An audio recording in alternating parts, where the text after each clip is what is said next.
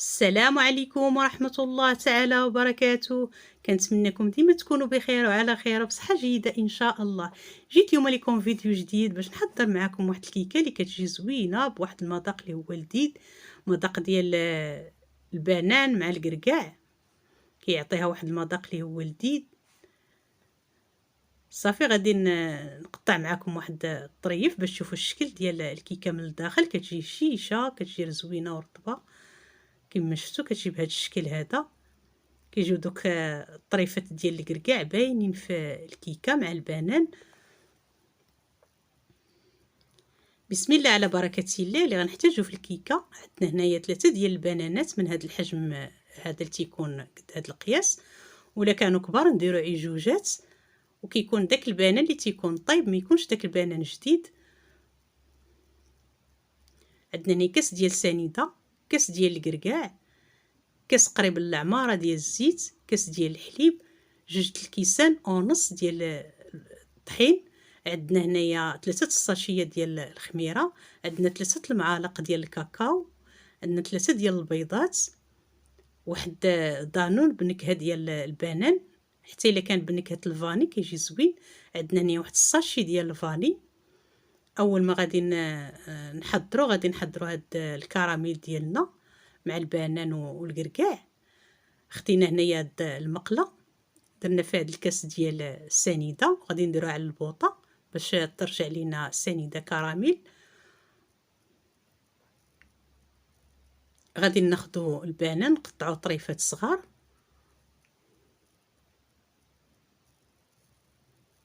كما شفتوا. هاد البنان اللي قلت لكم تيكون طيب، كيجي زوين في هاد الكيكه.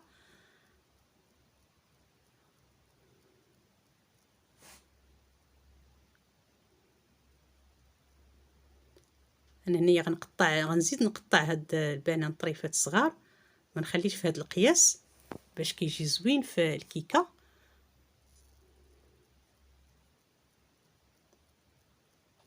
كتجي صراحه هاد الكيكه بهاد المذاق ديال الكراميل مع البنان مع الكركاع، كيعطي واحد المذاق اللي هو لذيذ. كتجي زوينه وكتكون هشيشه من الداخل وزوينه.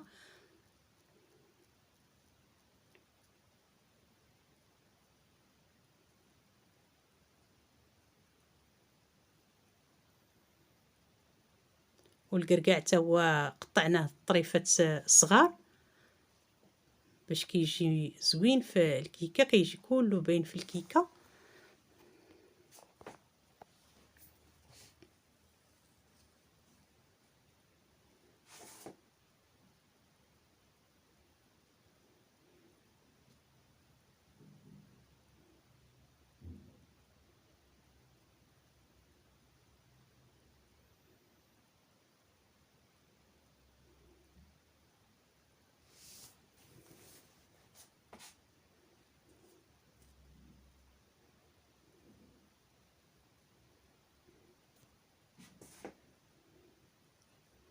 صافي هنايا غادي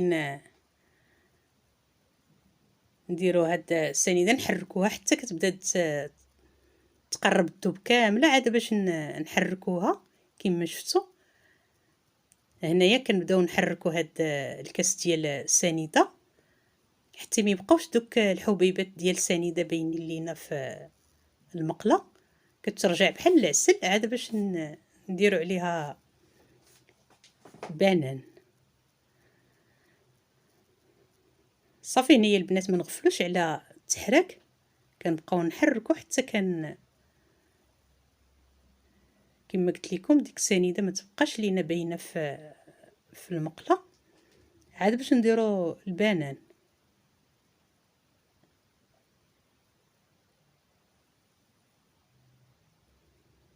على عافيه مهيله البنات، ما تكونش مجهده بزاف.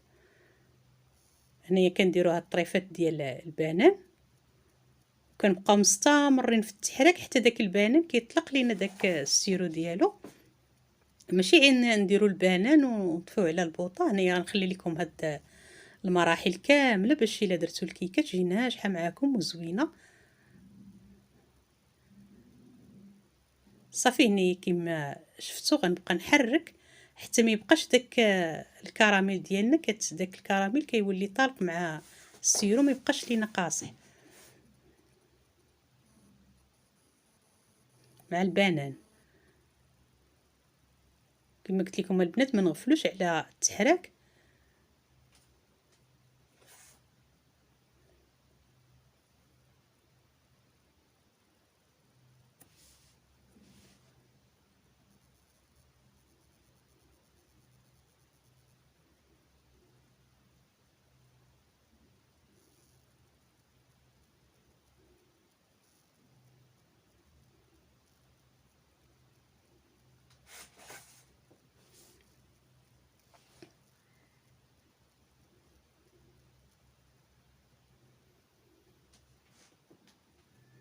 هنايا عاد غادي نديرو الكركاع اللي قطعناه طريفات صغار. هاد القياس هذا هنايا غنقرب لكم واحد شويه باش تشوفوا القياس.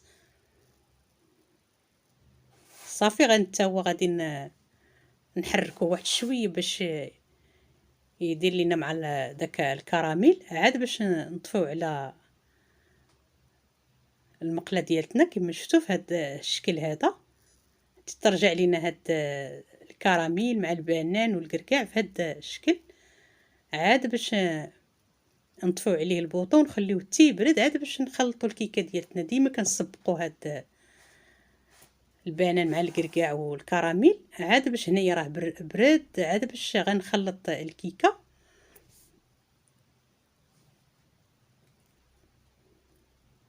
صافي هنايا خديت واحد الاناء درت فيه واحد شويه تاع الملحه كما ذكرت لكم. هنايا 3 البيضات،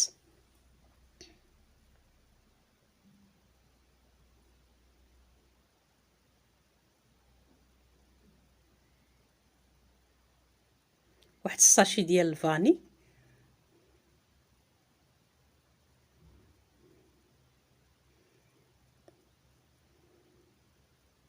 نخلطو هنايا بالخلاط اليدوي. صافي تنخلطوا هذاك البيض مع داك القبيصه ديال الملحه والساشي ديال الفاني مزيان، عاد باش نديرو الزيت.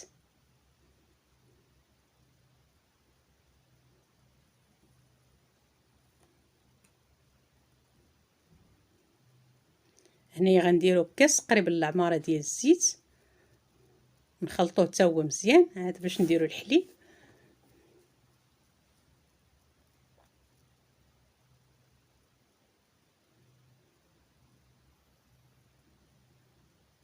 صافي ني غنديرو كاس ديال الحليب،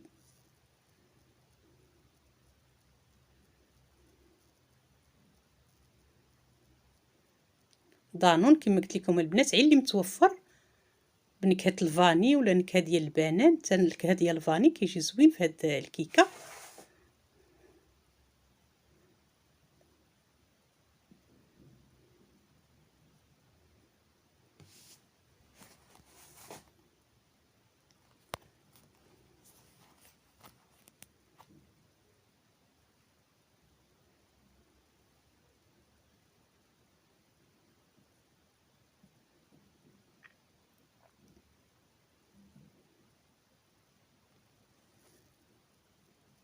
صافي هنايا من بعد ما خلطنا دانون مع القوام غادي نديرو هنايا الطحين وهاد 3 المعالق ديال الكاكاو. هنايا خلط داك نص كاس ديال الطحين مع 3 المعالق ديال الكاكاو.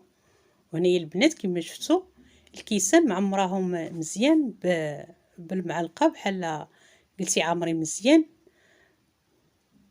مملوئين.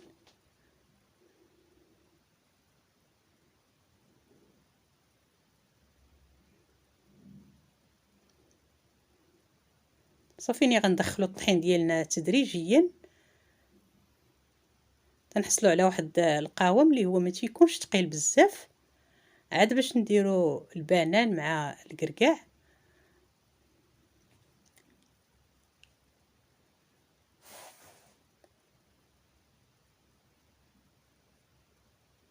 هنايا البنات انا خديت هاد المون دهنتو عيب الزبده، ولا كان شي مون بحال هكا مون ما كيكونش هاد النوعيه اللي ما تتلصقش، ندهنوه بالزبده ونرشوه بالطحين ونديروه في الثلاجه عاد باش نديرو فيه الكيكه ديالتنا.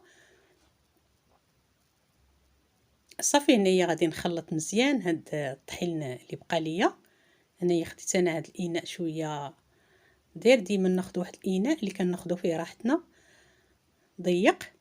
صافي هنايا كما شفتوا غندخل داك الكاس تدريجيا، تنحصلوا على واحد الخليط ما كيكونش عاقد بزاف ما يكونش مرقوف بزاف.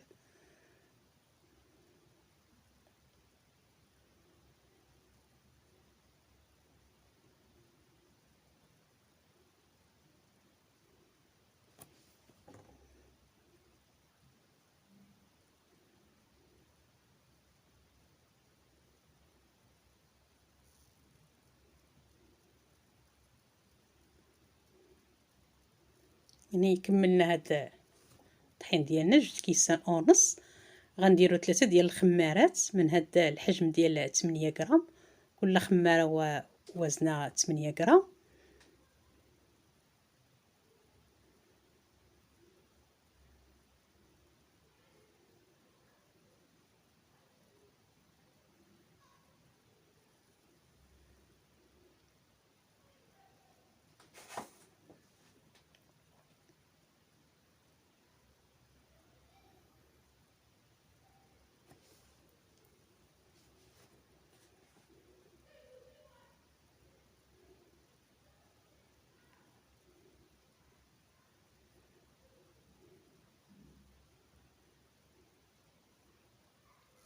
صافي هنايا غندخلو هاد الخمارات مزيان في الخليط.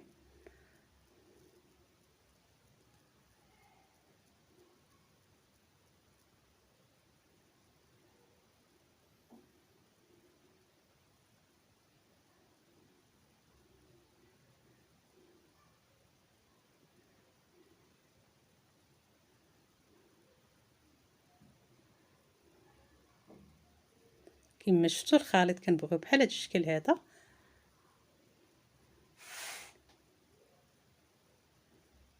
هاد القياس كيجينا مزيان في هاد الكيكه. هنا غادي ندير الكركاع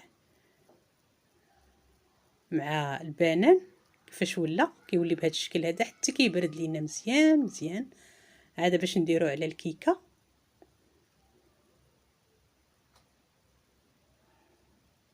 كتجي صراحه زوينه، كنتمنى منكم البنات تجربوها وتنال الاعجاب ديالكم.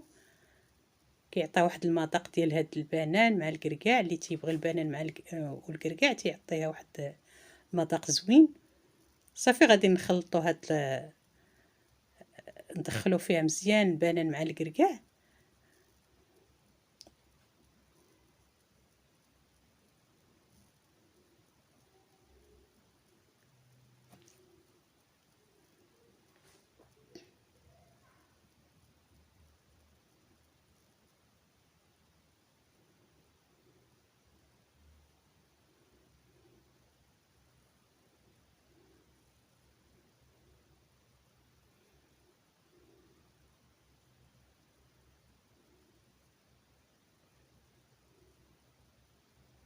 كما شفتوا كتجي في هذا القياس هذا. كنكونوا هنايا الفران ديالنا مشعلينو ما يكونش سخون بزاف، بحال دافي.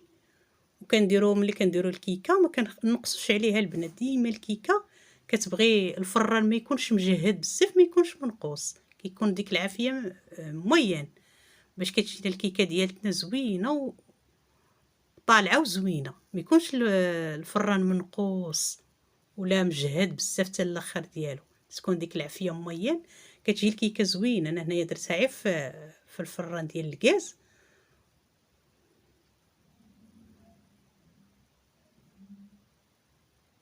ما نكونوش البنات مسخنينو في الاول، حيت كيكون عا دافي، نشعلو عليه شويه وكنديرو ديك الكيكه ديالتنا. ديما في الكيكات البنات ما يكونش الفران سخون.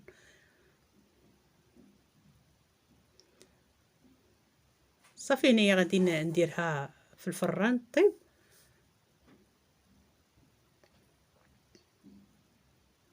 هذا هو الشكل ديال الكيكه من بعد ما طابت، كتجي بهذا الشكل هذا.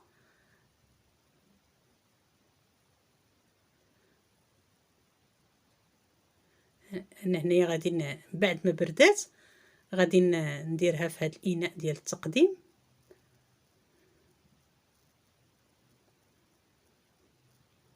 كما شفت البنات كتجي بهذا الشكل هذا. بغيتو تخليوها غير بحال هكا البنات كتجي زوينه. بغيتو ديروا ليها دوك الخطوط اللي كيكونوا باينين في الليمون ديروهم بالشكلاط ولا باش ما درتوهم. انا هنايا غادي نزينها بصوص كراميل داك اللي حضرت معكم البنات في الكلاص.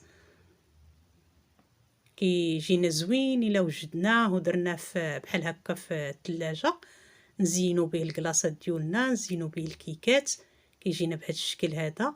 هذا هو الشكل النهائي البنات. كنتمنى منكم تجربوها وتنال الاعجاب ديالكم، ودمتم في رعاية الله، والى اللقاء لفيديو اخر ان شاء الله.